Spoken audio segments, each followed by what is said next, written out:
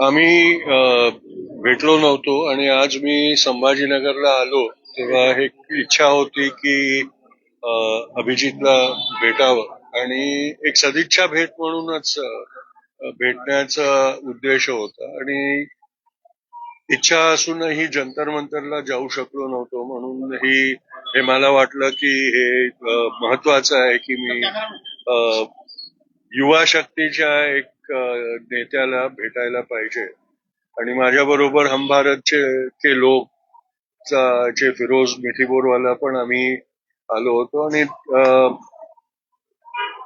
गांधी आणि जेनझी हे एक उदाहरण मला स्पेशली मी अभिजितला भेटायला उत्सुक याच्यासाठी होतो की मला त्यांचं अभिनंदन करायचं होतं की ज्या पद्धतीनं जंतर मंतरवर त्यांनी पूर्ण हे चळवळ केली ते माझ्यासाठी सत्याग्रहाचा एक पुनरावृत्ती होती आणि त्याला जेनझीनी ती केलं त्याच्यासाठी मी त्यांच्या नेतृत्वात त्याच्यासाठी भेटून त्यांना अभिनंदन द्यायला इच्छित होतो आणि ते भविष्यात काय करणार आहे त्याच्या बाबतीत त्यांच्याकडून जाणीव पण घ्यायची होती ते कारण होतं आणि मी फार आभारी आहे अभिजितचा की आणि भेटलो. सर एक मोठं आंदोलन केलं एक मोठं यश पण आहे कसं बघता या तरुणांच्या सगळ्या आंदोलनाकडे कारण बऱ्याच दिवसानंतर देशाची चळवळ उभी राहिली आणि एका मंत्र्याला राजीनामा सुद्धा द्यावा लागला. बिलकुल आणि मला नेहमीच हे वाटायचं की देशचा युवा कधी जागृत होणार आहे आणि माझ्या जीवनकाळात हे झालं त्याचा फार मोठा आनंद आहे. पहिल्यांदा असं आनंदाने वाटतंय की आता मी रिटायर होऊ शकतो. सर हिंदी में बताइए सर आज आपने अभिजीत जी की मुलाकात की है क्या वजह थी और क्या बातचीत हुई?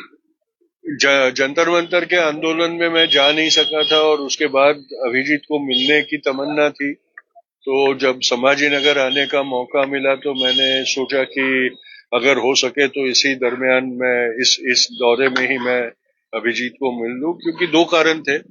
एक तो फैसिनेशन था कि देश के युवा को जगाने वाला कौन होगा कैसा होगा वो देखे हम और दूसरा ये भी था कि जिस तरीके से वो आंदोलन कंडक्ट किया गया और जिस संयम के साथ उस आंदोलन को पूर्णाहुति तक ले गए उसमें मुझे सत्याग्रह की छवि बहुत स्पष्ट तरीके से दिखाई दे रही थी और उसके लिए भी मुझे अभिजीत का अभिनंदन करना था. तो ये मौका मिला हम भारत के लोग के फिरोज मिठीबोरवाला मैं गांधी एमजीएम में गांधी सेंटर के जॉन हम सब आए और इंद्रजीत जी भी है हम सब आए और हम मिल पाए ये हमारा सद्भाग्य था. इस प्रोटेस्ट के चलते जो है प्रधान जी को इस्तीफा देना बिल्कुल किस तरीके का सक्सेस देखते हैं?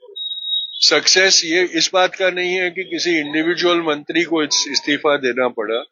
सक्सेस इस बात का है कि ये सरकार को जवाब देने को मजबूर किया गया जो 12 साल से इस घमंड में चल रही थी कि हमें कोई जवाब देने की जिम्मेदारी नहीं है हम पर और हम कोई सवाल का उत्तर नहीं देंगे.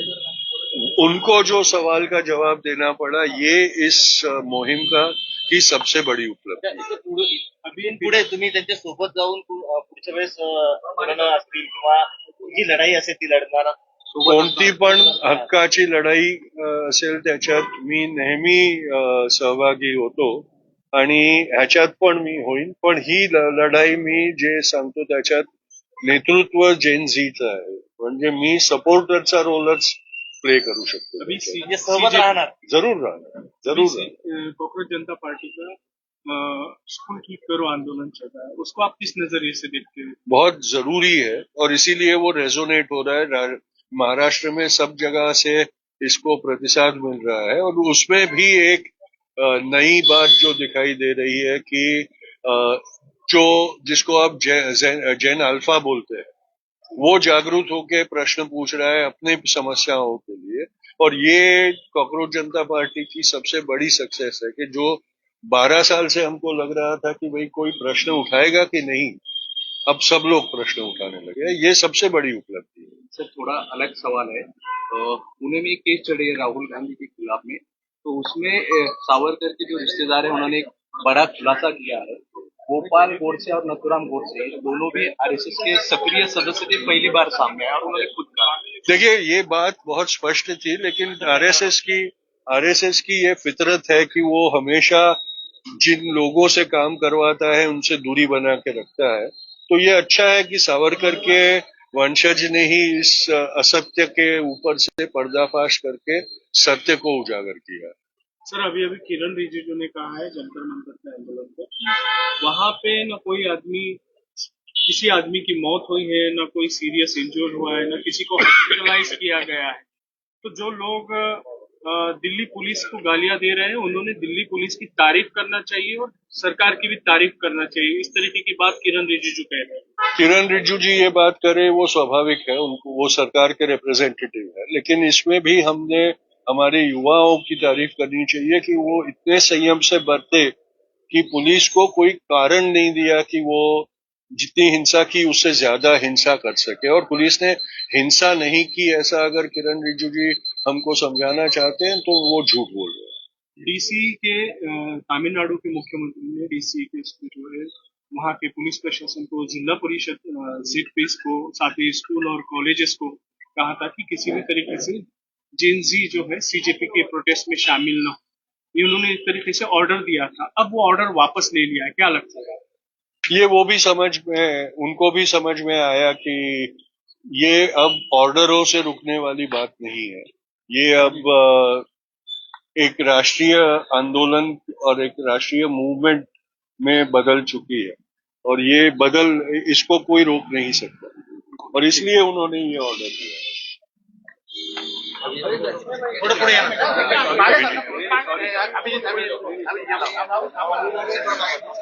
हो येतोय. आप इस तरफ आ जाओ, मैं इस तरफ चला जाऊँ।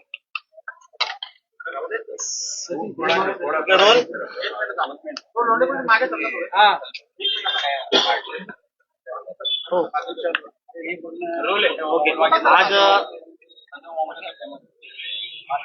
गांधीजीचे बंधू तुमच्या भेटीला आलेले आहेत. नेमकी भेटीचा उद्देश काय आहे आणि त्या काय चर्चा झाली का?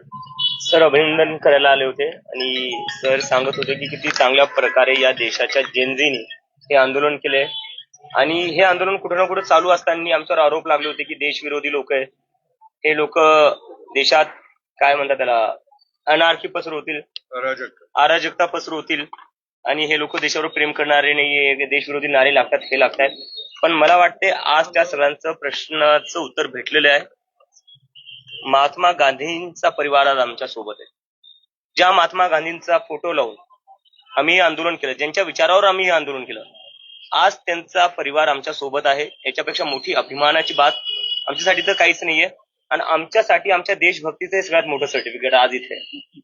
ज्या लोकांनी गांधींना मारलं ते लोक काही वर्षांपासून गांधींचा विचारही मारायला बघत होते. आपल्या देशात गांधींना मारून त्यांचं मन नाही भरलं, त्यांचा विचारही त्यांना संपवायचा होता. पण या आंदोलनातून आम्ही सांगून दिले की गांधींचे विचार कधी मरणार नाही, महात्मा गांधी कधी मरणार नाहीत.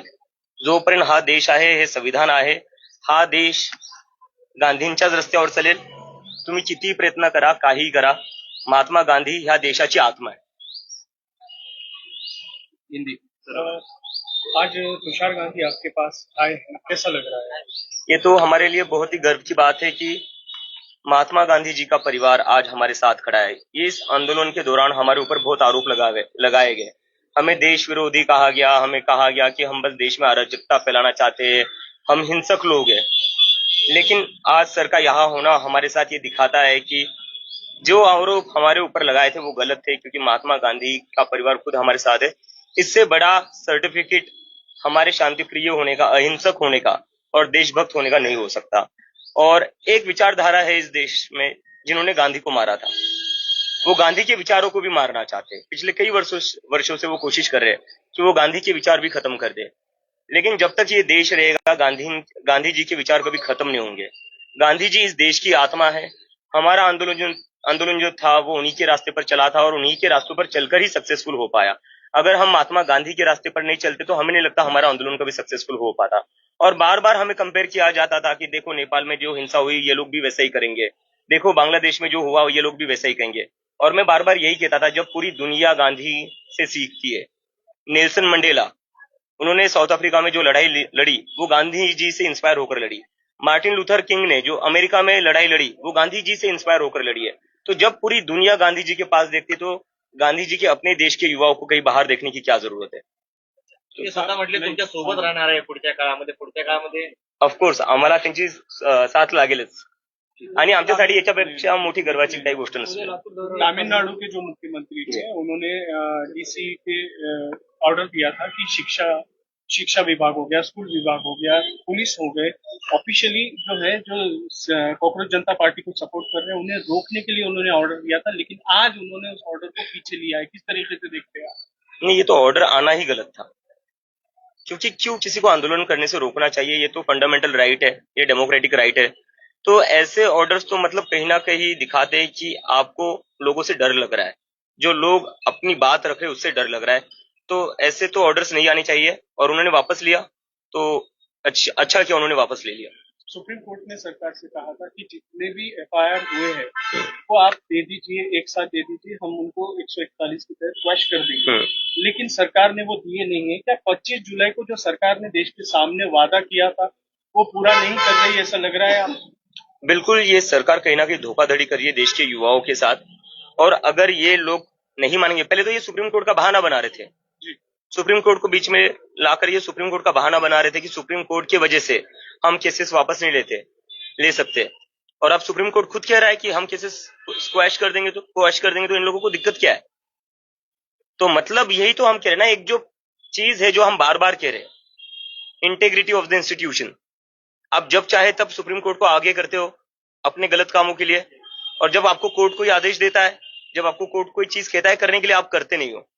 तो एक तरीके से ये लोग कोर्ट की इज्जत ये तो खुद ही नहीं कर रहे, और ये चाहते हैं कि सारे कोर्ट इनके हिसाब से ही चले। अभी रांका जी ने ट्वीट किया है कि वो राजस्थान जाने वाले हैं, जी। लेकिन स्कूल ठीक करो आंदोलन को देखते हुए राजस्थान की जो भजनलाल सरकार है उन्होंने एक प्रस्ताव पारित किया है कि बिना किसी प्रिंसिपल के अनुमति के कोई भी तरीके का वीडियो या फोटो स्कूल में नहीं होगा और कोई बाहर का आदमी स्कूल को विजिट नहीं कर सकेगा। आप किस तरीके से देखते हैं? नहीं, इसको तो मैं ऐसे ही देखता हूँ कि किस बात की शर्म है आपको? अगर लोग वीडियो बना लेंगे तो आपकी पोल खुल जाएगी, और आपको इसी का डर है तो यार स्कूल अच्छे कर दो ना, स्कूल अच्छे कर दो, लोगों को रोकने की जरूरत नहीं पड़ेगी आपको। उल्टा लोग फोटो खींचकर डालेंगे कि देखो क्या कितनी बढ़िया स्कूल बना दिए। और ये जो मेंटालिटी है ना कि क्राइम को रोकने के लिए क्राइम छुपा दो, ऐसे नहीं होता है। मतलब ये तो वही बात हो गई, कोई आता है मर्डर करके चला जाता है, अब मर्डरर को पकड़ने की जगह क्या करते हो आप? डेड बॉडी छुपा देते हो। तो ये मेंटालिटी ठीक नहीं है। अगर आप चाहते हो कि आपकी बदनामी ना हो तो स्कूल ठीक कर दो, इस तरह के ऑर्डर लाने से क्या होगा? अब्दुल के जारी किया है जो पीएम फंड है उसके ऊपर क्या है?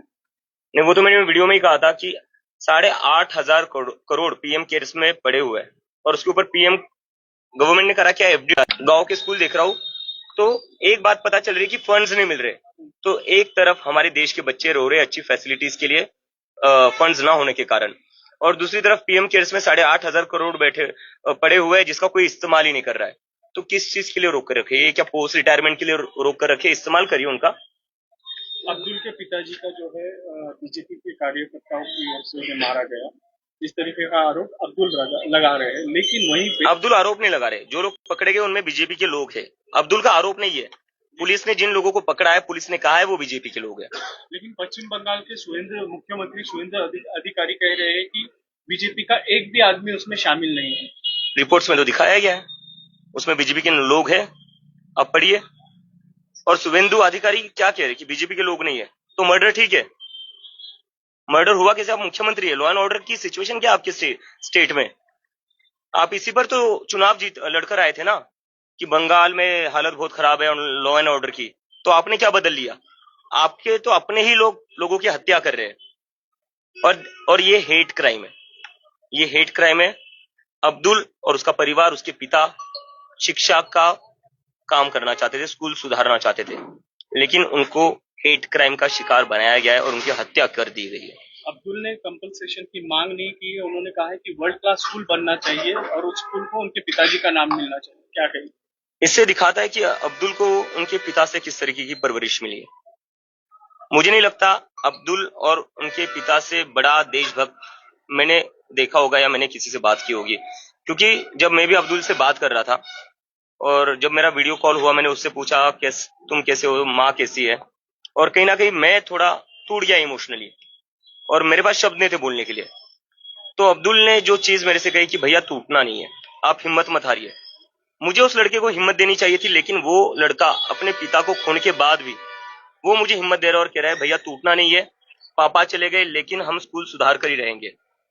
और जब मैंने बोला कि अब्दुल हम बात करेंगे आपको कंपनसेशन दिलाने की, तो अब्दुल कहता है भैया स्कूल कंपनसेशन नहीं चाहिए, पापा के नाम पर एक गरीबों के लिए अच्छा स्कूल चाहिए। इससे बड़ा देशभक्त मुझे नहीं लगता कोई हो सकता। आपने जो प्रोटेस्ट करवाया था जंतर मंतर पे, उसमें आज किरण रिजिजू ने उसके ऊपर कहा है कि उस प्रोटेस्ट में ना तो किसी की टांग टूटी है, ना तो किसी की जान गई है, ना किसी पे एक लाठी चली है। बिला वजह लोग जो है दिल्ली पुलिस को गालियां दे रहे हैं, सरकार को बदनाम कर रहे हैं। उन्होंने सरकार की तारीफ करना चाहिए कि इतने अच्छी तरीके से प्रोटेस्ट को उन्होंने किया है। नहीं, मुझे लगता है ये लोग इतने ज्यादा खून के प्यासे हैं ना, तो ये शायद वेट कर रहे थे कि जब किसी का खून होगा तभी इनको लगेगा कि नहीं यार अब कुछ हुआ है। तो किरण रिजिजू जी क्या चाहते थे, किसी की मौत हो जाए तभी वो ब्रूटैलिटी एक्सेप्ट करेंगे। पूरी दुनिया ने देखा है दिल्ली पुलिस ने कैसे बच्चों को मारा है, पीटा है, लेकिन ठीक है, किरण रिजिजू की आंखों पर चश्मा चढ़ा हुआ है। वो अब देखिए, आप किसी और राज्य की सरकार में कोई छोटी भी चीज हो जाए तो उस पर उनको ब्रूटैलिटी नजर आ जाएगी, लेकिन जो दिल्ली में दिल्ली पुलिस ने करा है गृह मंत्री के आदेश पर, उस पर उनको लगता है कि कुछ ब्रूटैलिटी हुई नहीं। शायद वो किसी के मरने का इंतजार कर रहे थे शायद वो। काल तुम्ही हिंगोली गेले होते, उद्या लातूर दौरा आहे का? तेच आम्ही शाळा बघायला जाणार आहे, काय शाळांची स्थिती आहे त्याच्यासाठी आम्ही आता ग्रामीण महाराष्ट्रात दौरे करणार आहे। थँक्यू.